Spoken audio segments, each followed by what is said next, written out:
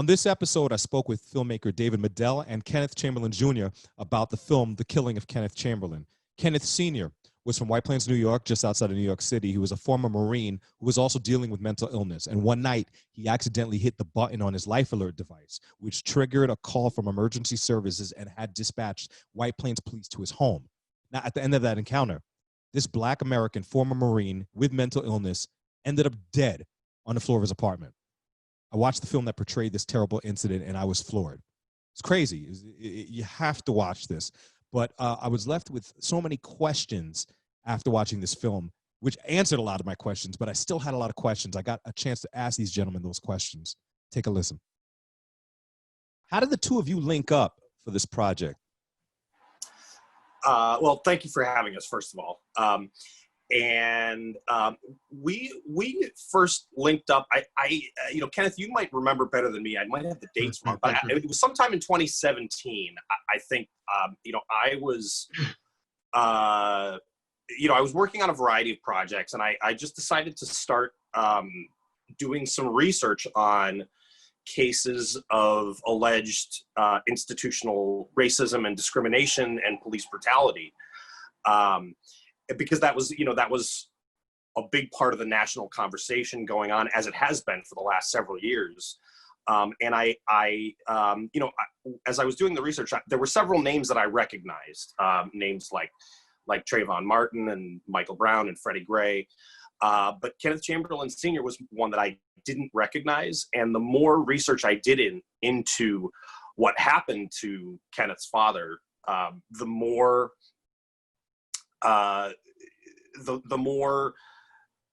the situation and the whole entire case resonated with me, and I felt like it was a story that I had to tell. So I decided to reach out to Kenneth Jr.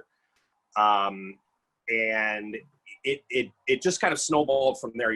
We started talking, and I explained that I was a filmmaker, and that this was a story that I felt needed to be told. And I may remember it differently than Kenneth. I might have some of the dates wrong. Is that how you remember it? Exactly the same way. I just know that one day I saw in my Facebook inbox that David sent an inbox saying he was looking for the family members of Kenneth Chamberlain Sr. And I said, this is his son. And we spoke then, and he told me, that he had been researching the case, and he sees that I did not get enough attention or national attention to the case, and he wanted to help. Then I said, well, help how? He said, I do movies. I want to make a movie about your father. And, David is not the first person to have come to me and made that statement. That was my next question to you, though. Yeah. When something like this happens in your life, you're probably bombarded with a lot of communication from people all over the world, probably. Yes, but, my thing is, don't just talk the talk, walk the walk. Okay. So David might have been maybe the third or fourth person that said that they wanted to do it. And I gave him the same information that I gave everybody else. I had my attorneys give them transcripts, whatever information they needed through Freedom of Information. They got all of that stuff. David was the only one who got back to me with the script. I read the script. I sent it back. He made some changes. He sent it back. I read it again, sent it back. And eventually, I was like, all right, this looks about right. And then we moved forward from there. That's how David and I ended up really meeting and getting together. One of the distinguishing factors about the case involving what happened to your father is the fact that your father was battling with mental illness. And for me, that's a really unlooked topic in the whole police brutality discussion that's happening right now. Because the question I'm asking is, should police be dealing with mentally people with mental disabilities? Do they have the qualifications? Are they supposed to be the people that are handling those cases? Well, I'll say this much. In the case of my father, they did not have a plan. They had no plan of how they were going to proceed once they physically made contact with my father. They also knew that they were responding to a medical emergency. So why are you there with riot gear, shields, less lethal shotguns, and all types of devices like that when you were called and it was said a possible medical emergency? Now, with the whole mental health piece, I mean, now a lot of these agencies are now starting to put things in place or mechanisms in place, because you could say about maybe 85% of the people they come in contact with has some type of mental health issue. And they are not mental health professionals. So they are reactionary when their job is to diffuse a situation, not create one. David, you have a background outside of your filmmaking background. You have a background in therapy, in inner city communities. I believe Chicago is where you serve. Right. Okay. Right. So now I'm probably assuming, but you probably looked at this whole story from two lenses, telling the story from the perspective of a director and also as a therapist. Can you tell me about that process? Yeah, that was one of the reasons that this incident really resonated with me in the first place, because I've had experience with crisis situations in schools. Obviously, crisis situations in schools are very different than a crisis situation outside of a school where there are firearms involved and those kinds of things. But one of the things that I taught special education. I worked with people with autism and mental health challenges. And one of the things that you have to do working in that field is go through very, very extensive crisis management training and de-escalation training. And you learn how to approach an individual who is escalated, or how to approach a crisis situation in a way that keeps everyone as calm as possible, keeps the person in crisis safe, keeps yourself safe, and keeps everyone else around, any bystanders safe. And not only do we have to go through, I think the initial training for our program is, 5 full 8-hour days, and then a test at the end. And not only do we have to do that initial 5-day training, but there are constant refresher courses that you have to go through every couple months. You have to get recertified every couple months. You have to practice these skills. And, my thought is, if people working in special education have to go through that type of extensive training, why is that also not required trainings for police officers? And I know that they do have, I mean, they're on the front line of those calls. They need that. Absolutely. Right. And as Kenneth was mentioning, 80% or a really high percentage of interactions that police officers have are with people suffering from mental health challenges. Yeah. And, there are, and as he mentioned, there are some departments who are starting to move in those directions, but hopefully, the movement that's going on right now will push that even farther. I mean, you see it with some of these demonstrations and the protests, that some of these officers are not equipped to handle passionate protesters who are making their voices heard. They don't have the skills. They don't have the personality to handle those kinds of things without escalating the situation. And that's exactly what happened in this case. The director piece of the job that you had. Sure. And I don't want to ask, at risk of, let me apologize first if it sounds like an insensitive question, but sure. You see a story of injustice, and then what clicks in your mind to say, this is going to make for a good script? Like, what about the story says, okay, this either needs to be told or can be very vivid on screen? What stuck out for you? I think just imagining what this must have been like for Kenneth Chamberlain Sr., what this 2-hour, approximately 2-hour time period must have been like for him. That's what really, excuse me, stuck in my mind as something that I wanted to explore cinematically, because I think that this is something that a lot of people, particularly white people, probably they don't know what that feels like. You know, they might not know what it feels like to be screamed at by a police officer or intimidated by a police officer or something like that. As a person who watched the film, and I appreciate you guys letting me screen the film. It was incredible. Sure. It moved me. It was jaw-dropping, and it was, you know what, the questions that are asked a lot of times when we see these, when we hear these cases and we see those little bites of footage of someone being assaulted or even killed, we say, oh, well, what happened before? What happened during? And we don't know about the moments leading up. And like you said, this film gives a very good depiction of those moments that we all ask questions about. Well, what was happening here? What was their intention when they got to the apartment? Why did they break down the door? That was all played out on film. Kenneth, that must have been very, very tough to watch and be involved in. How much involvement did you have in the process of retelling those parts of the story? I mean, I was very involved. David and Enrico flew me down to Chicago where they filmed that, and I was on set, and everyone on the set was great. I mean, they didn't know me, but they treated me like I was family, like they'd known me all their life. And they were very specific about certain things. They would say, you know, if you want to watch this, you can watch it from here, or you can watch it on the cameras.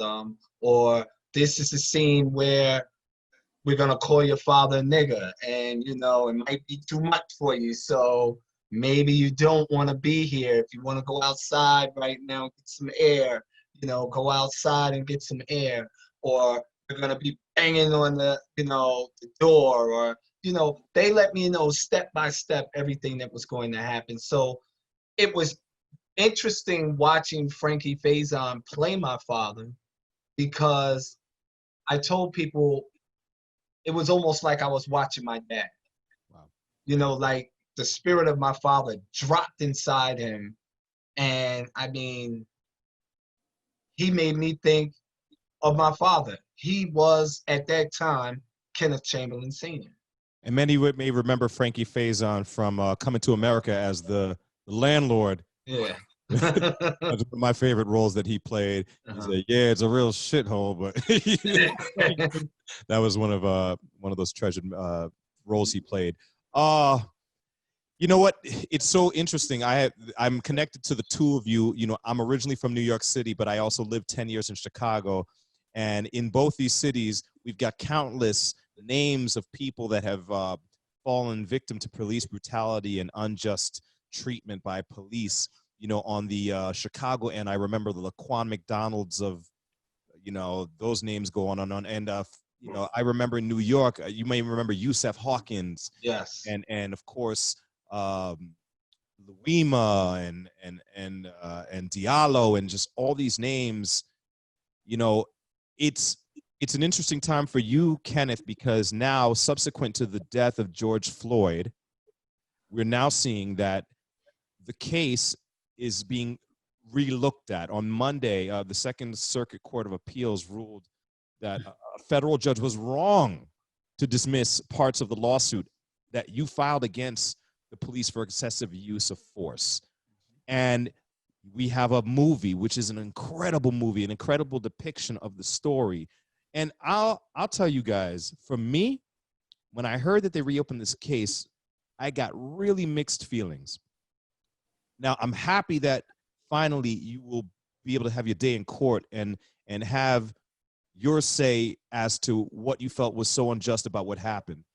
But the other thing for me is, like, why did it take someone to die? Why did it take another case of injustice for someone to decide to relook at this? Am I looking at that the wrong way, or did you feel similar, Kenneth? Hold on one second. Never mind. Never mind. No problem. My sister just came busting through on the interview, so Don't worry about this. The family got to do what family got to do. It's all good. But do you understand the question I'm asking for you, Kenneth? The question I guess I asked was, I mean, there was a slight bitter taste in my mouth when I want you guys to get back in court and have your day to have this thing done correctly. But why did it take this? So one of the biggest issues from the day that my father was killed is transparency. Full and fair investigations into events that led up to his death. The district attorney promised a full and fair investigation, but we don't know what was presented to the grand jury.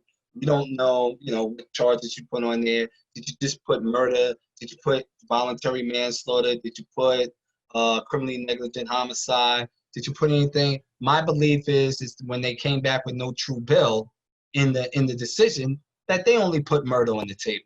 And it's hard to prove that an officer woke up in the morning and said, I'm going to kill someone today. So now we move to the federal piece. Now I'm suing the city of White Plains. Now people think that when you say that you're filing a civil suit, that you're just trying to get money. And the attorneys for the city tried to infer that. They wanted to say, oh, this is a money thing and that's all it is. No, it's not, because had we not pursued this civilly, we wouldn't have known that when you said that my father posed an imminent threat, that you fired a beanbag shotgun at him 4 times, and one of those times struck him in the back. So how was he an imminent threat?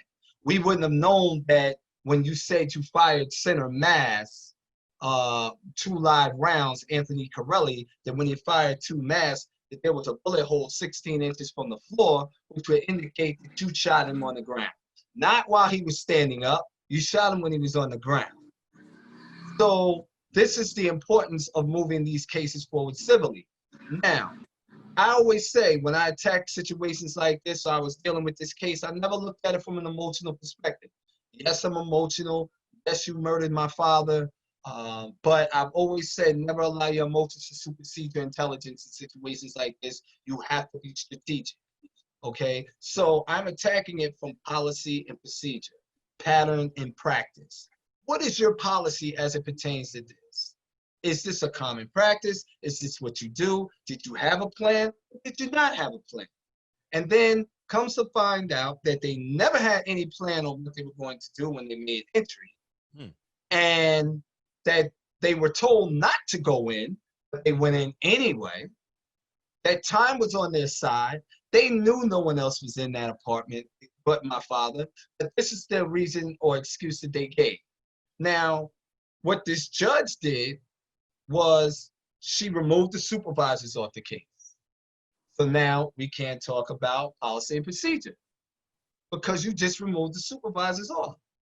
So I can't say, well, as a supervisor, what is your policy as it pertains to dealing with somebody who is emotionally disturbed or someone who is barricaded in their home?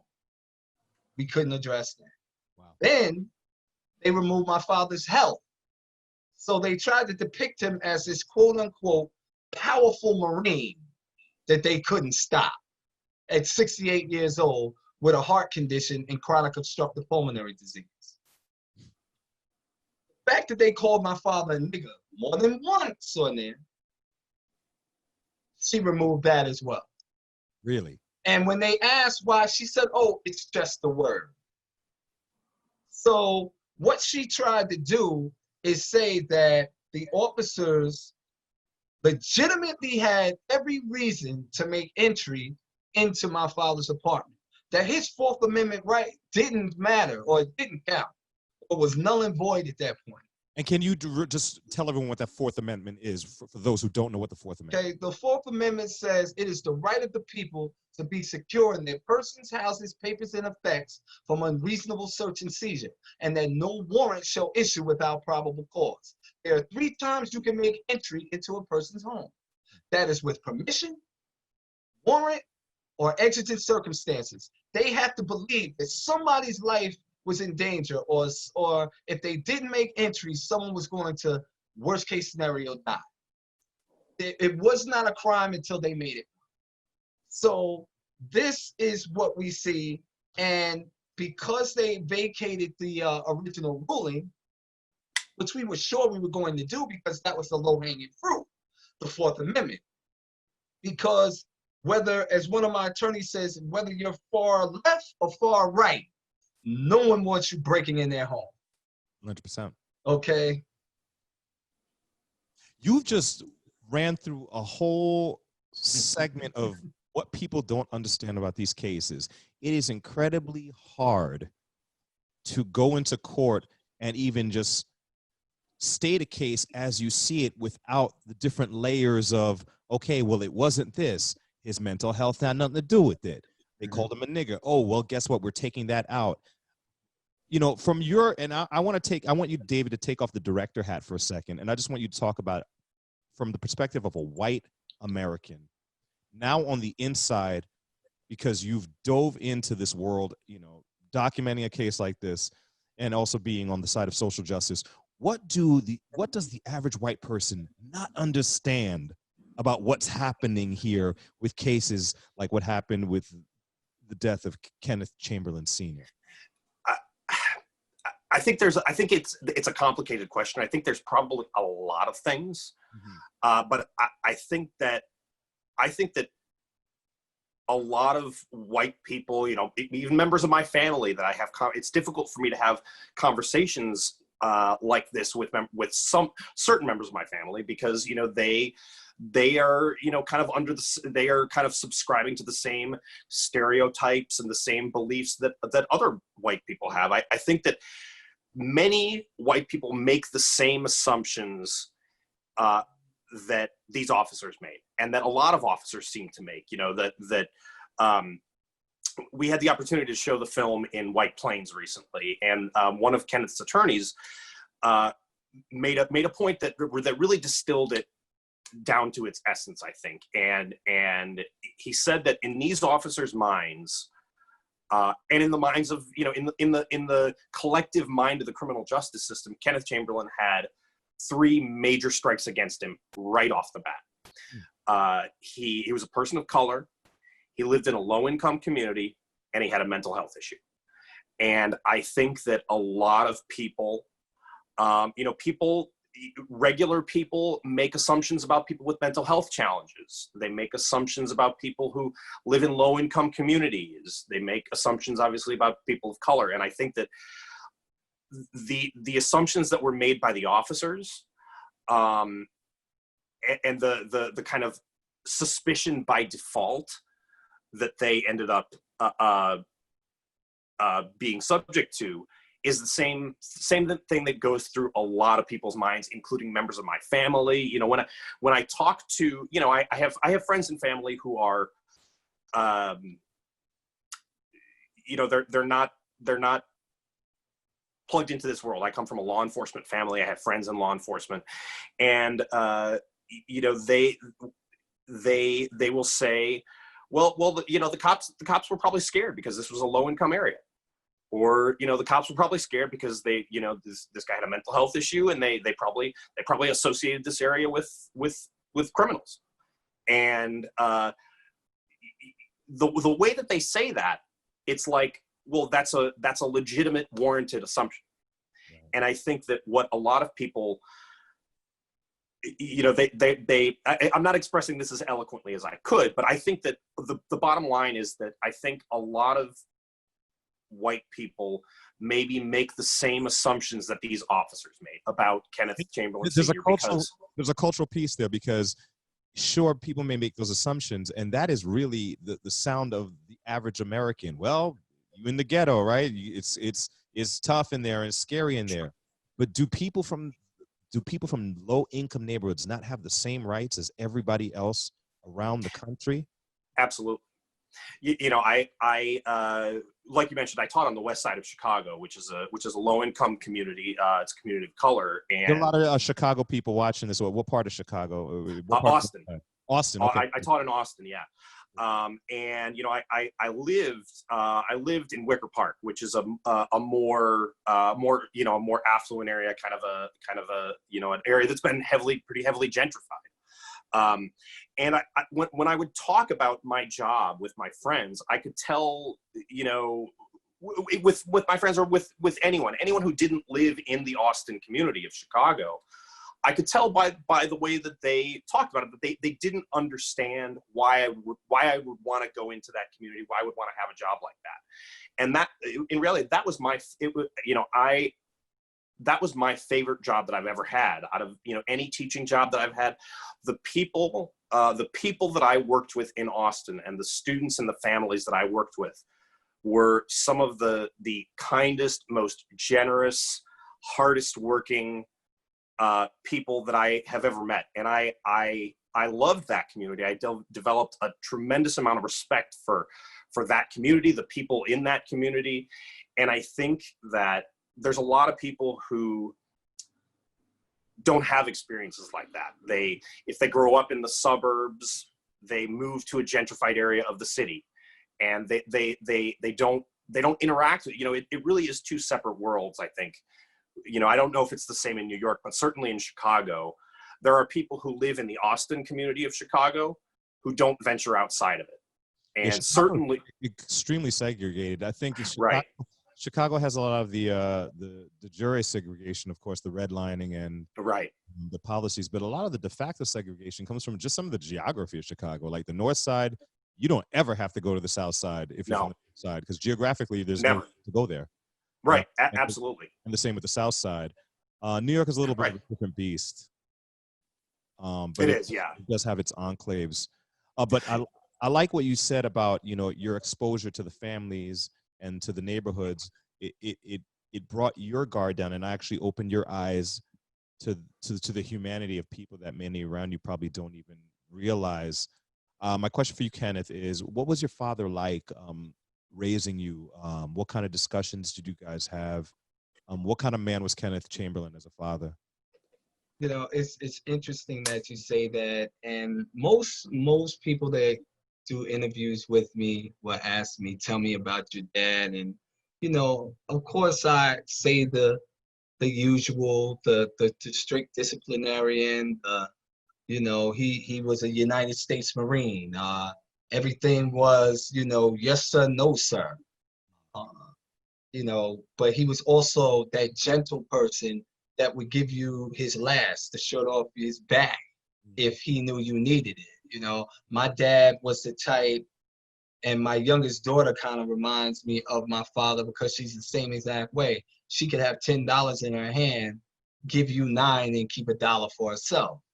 You know, this is my father. But in terms of, you know, social action, inequality, you know, injustice, things like that, I always tell people, if you want to know what my father was like, look at me. Look at what I'm doing, and you'll see Kenneth Chamberlain Sr. You know, I am my father's son, you know, 100%. What goes through your mind when you see another case like this popping up in the news? Or let's even just talk about Mr. Floyd. When you heard about the news about George Floyd, could you share some of the thoughts the initial thoughts you had? You know, someone sent me the video, and I didn't play it right away. They just said, you know, take a look at this. And when I saw it, I just said, what's going on here? So I'm looking at the officers.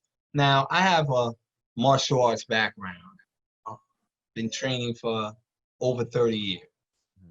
And I'm watching this officer with his knee on Mr. Floyd's neck.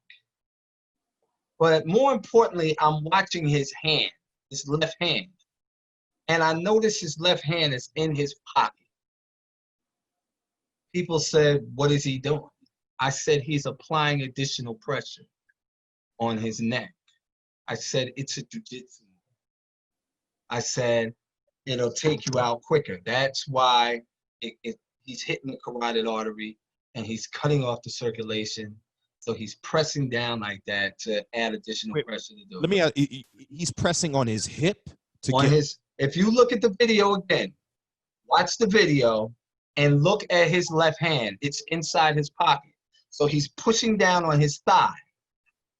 So if you just take a pillow or something and put your knee on it and then push down on your thigh and watch how much additional pressure goes down on that pillow. you get more leverage from that femur bone coming down to the knee from where you're hit. I understand what you mean. I did not realize. Yeah. That's like doing a choke where you'll see people just come and just choke. But if you take the bone right here and you put it and press it against, it's more pressure. You see, so he obviously was knowledgeable. He knew exactly what he was doing. But it caused me to relive the whole trauma of what happened with my father. India Kagers was someone who was killed in Virginia Beach. And her mother's name is Gina Bess. And she put a post up the other day where she said another sleepless night contending with PTSD. But she didn't refer to it as post-traumatic stress disorder. She called it police terrorism stress disorder. And I told her I had to share that because I said it's very powerful because this is what families deal with. So I get people to understand that the people are angry out here, but it's not just about George Floyd. It's about decades of these things happening. You know, every time we turn around, someone of a person of color is being killed, you know, and this is what the problem is. And it just, like I said to someone, I said, you know, they say something that is affecting an exceptionally high proportion of a population, they call a pandemic. Would you not agree that being 17% of the population and being 2.5 times more likely to be shot and killed is the definition of a pandemic? You know. As somebody who myself has been choked by police officers, I would tell you, yes, this is a pandemic. And you know, hands up gets me killed, hands down gets me killed. You know, I was on a panel the other day where someone said to me, "You don't know what a police officer goes through." And I said, that's justifying their behavior. That's like saying if the person would have just pulled their pants up or just complied, everything would have been fine and they would be here today. Stop making excuses for what you see these officers doing. It's blaming the victim, which unfortunately it's happened in relation to police officers in communities of color. It's happened in, you know, it's like the same thing as saying, well, that girl was raped because she was wearing a short skirt. Correct. You know, what does she expect is going to happen? And when you look at statistics of, you know, I've seen a couple statistics recently of, I don't know if it was the Minneapolis Police Department or other major metropolitan police departments. When you look at the populations of, you know, the percentage of the population of white people compared to black and brown people, and then you look at the incidence of use of force in the police department, it is very disproportionately high in communities of color compared to the population. Something very unique about your film, The Killing of Kenneth Chamberlain, and this case is the fact that we have original footage in the audio, the life alert audio that actually captured the moments that your father, Kenneth, was interacting with those police officers. Can you tell me more about getting that original footage and how you use that and what else you use to tell the story accurately of what happened in those moments? Sure. So, you know, we wanted to tell as honest of a story as possible, while also keeping in mind that this is a fictional narrative film that's based on a true story. And, you know, this whole incident lasted, you know, for approximately 2 hours or so. We don't have documentation for that entire 2 hours. So there were certain sections where we had to sort of use our imaginations to fill in the gaps. And in order to do that, you know, we used, there's a lot of documentation that is publicly available, some documentation that Kenneth made us available, legal briefs, police reports, newspaper articles, firsthand accounts, those kinds of things. So, you know, we tried to make a story that is as honest and compelling as possible. And you know, one of the comments that we've heard over and over again, there was just a review that was written of the film that commented on this, that watching the film, she felt as though, you know, the film was unbelievably powerful. It really resonated with her.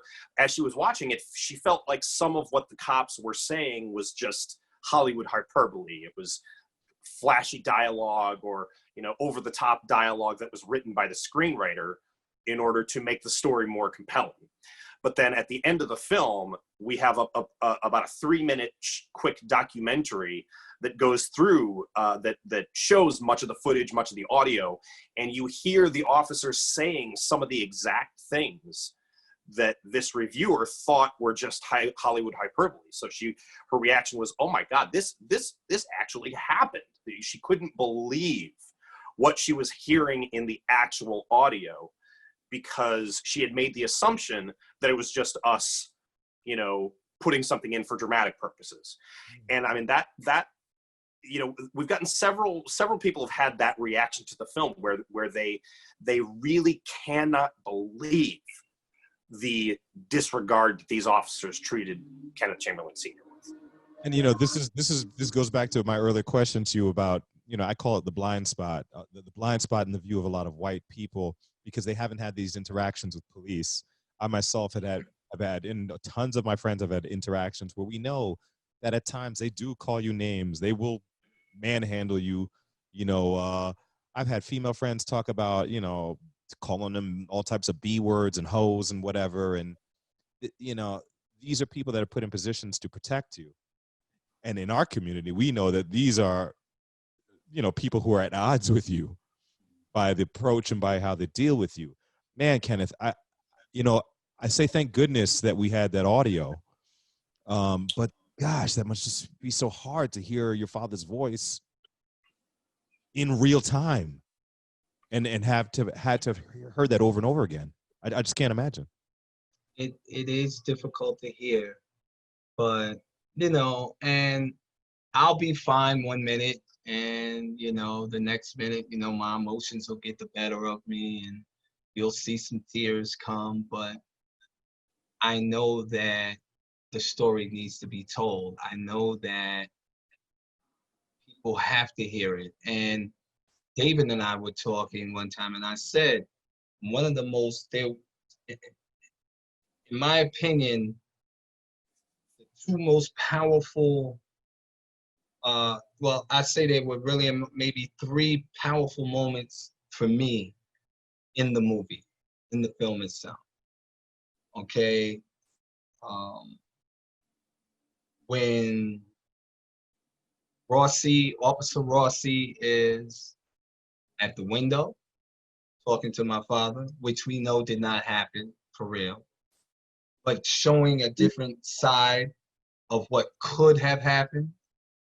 I think, to me, one of the second powerful pieces was, again, Officer Rossi, but when he said, his niece is right here.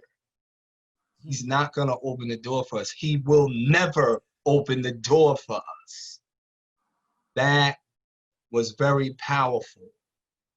And then when this film ends, and we know, and we always say the name of the film is called The Killing of Kenneth Chamberlain, so we know that he's going to die.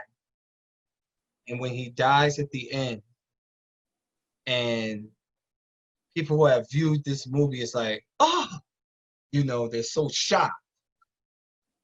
And then it goes into the actual audio of what happened. That is, in my opinion, the third most powerful part of this film, because, like David said, that's when they're like, excuse the expression, oh, man, this really happened. They really did this to this man. And now, if you weren't crying, you're crying now. You're angry. You're just quiet. You have no words. You know, we have turned on the lights in the movie theaters or wherever we were showing the screening, and it was total silence. You didn't hear a word. All you heard was sniffles. And people were just like, oh my God. And then it is very hard for me at that point to then go up in front of this audience and then say something to them, trying to motivate them, trying to encourage them, trying to get them to say, hey, or understand that, look, yes, this is what happened to my father, and this is why we have to do things or put mechanisms in place so you don't have to know the pain I feel. And, you know, once again, this movie to me is so important because it shows those moments where people start asking questions. Well, what happened here? What happened? It shows for those who don't have experience with police or interaction with police, what is really happening in those moments that lead up to the crime. What can be changed? What are the attitudes of the people involved? It shows all that. And I think it's so powerful. That's one of the things that I, you know, in the work that I had done in schools with, you know, de-escalation and crisis situations, that's one of the things I was able to draw from in writing and portraying this, you know, because I've seen I've seen crisis situations get resolved smoothly and safely, and I've seen them spin completely out of control. And, you know, I have witnessed, and I have been a part of those types of situations where the person who is in charge of resolving the situation is trained, is patient, and is treating everyone with respect. And then I've seen those types of situations, and I've been involved in situations where the person who is in charge of resolving it isn't trained, is totally misguided, doesn't have the patience, doesn't exercise any empathy for anyone else or for the person who is in crisis or anyone, doesn't know how to communicate.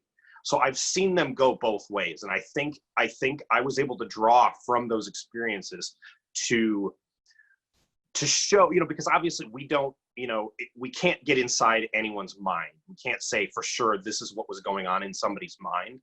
But with the officers, we tried to represent a variety of different viewpoints that a police officer might approach this type of situation with. You know, you have police officers who are younger on the force, who might have slightly more modern training, who may have gone to a training more recently on de-escalation. And then you have the old veterans who've been on the force for 30 years who haven't been to a training like that in 20 years, and who have a very old school mindset, old school attitude about these kinds of things. It's very, very outdated and frankly dangerous. And we tried to take the officers, you know, because we decided purposely to fictionalize the officers because, you know, for you know, legal protections in the first place, but also because we, you know, we knew that we were going to have to fill in some gaps with our imaginations. So we decided just to go ahead and fictionalize, not use any of the real names, any of the real likenesses for the officers. And we composited, because in reality, I think, Kenneth, correct me if I'm wrong, but in reality, there were as many as a dozen officers on the scene when this took place. Am I correct about that? I can't tell you the exact count of officers. I would say maybe about 8 that were involved on the case itself. But okay, you know, between that and going to the hospital, I mean, now you have more officers there. I mean, at that point there, I could say you might have had maybe 25 to 30 officers there, because 15 officers surrounded me when I got to the hospital. Wow. Right. You know, and I tell people, you know, that I was 45 years old when my father was killed. In 45 years, I never heard fear in my father's voice until the day I listened to the audio from Life Aid. That was the first time in my life that I had ever heard fear in my father's voice. And it shakes me to this day because it hurts that I couldn't be there to save my dad. That I would have done everything humanly possible to try to save my father. Is it tough living in White Plains after you have an open case against White Plains police? It is, and you know, it may be, you know, it may be tough for some, but it's not tough for me in that regard. You know, we are supposed to be free from threats, harassment, and intimidation, but unfortunately, you know, I've been called the troublemaking nigga. Why don't you get out of here? I have officers that'll see me and just follow me, just stare at me while they're driving in their cars. They've taken pictures of my license plate on my car. You know, I've gotten tickets. You know, you can't, you know that that's going to happen. These are tactics that they use to try to deter you, to try to get you to walk away from the situation. But, you know, I always tell people, the gift and the curse for me is that I'm hard-headed. I don't listen. I'm gonna do what I want to do. So, and whatever those consequences are, is what they are. So I'm gonna stay on that front line. I'm gonna fight you. You're just the type of person we need on the front line of this battle. Absolutely. I want to say that Kenneth's voice in this whole process, Kenneth's voice has been the most important voice for us. Not only because, you know, of how you know, how personal it is for him, how eloquently he speaks about, you know, about his father, about the situation, and about the movement itself, but because, you know, the movement needs leaders like Kenneth who are not afraid to stand up to bullying and intimidation, and who understand, you know, on a personal level, the pain that these types of incidents cause people. Because, you know, as one of the things that I always try to keep in mind is that for myself and for the filmmakers, this is a film, and of course we're passionate about it, we're passionate about the message, but it's a film for us. Whereas for Kenneth and for so many other families, this is their life, and, you know, his voice has really been the most important voice in this whole process of making this film. I think also part of the process of healing is folks like yourself, David, white people stepping out of their comfort zone and allowing themselves to entertain, what if there's a piece of this that I don't understand? What if there's information I'm missing? What if there's a blind spot in my vision? You know, Sure. You know, like you said, Kenneth, 17% of the population, Black folks are not the majority in America, and in North America for that matter, because I'm here in Toronto. But it's going to take the coalition of those who aren't in the know, those who aren't on the other side of the blows, to tell those stories. Because let's face it, that vouch is important. You know what I'm saying? Like when people see people like us, they say, oh, just complaining again. But when they see folks like yourself, and I would like to end by asking both of you, not specifically to Black folks who know these stories or experience these things, but to those who are non-Black, when they see The Killing of Kenneth Chamberlain, or when they're considering watching this, what would you like them to keep in the back of their mind before they watch this film? Go ahead, Kenneth. Okay. What do they come to the table with when they see this film? So one of the things that I tell people about situations like this, or anytime that there is a widespread or systematic attack on a civilian or identifiable part of a civilian population, you have just witnessed a crime against humanity. Know what you're looking at. These extrajudicial killings and summary executions of Black and brown men, women, and children of color are systematic. They're widespread. We are targeted. And when you look at a film like this film is telling you, this is what happened, this is what could have happened, but learn what not to do.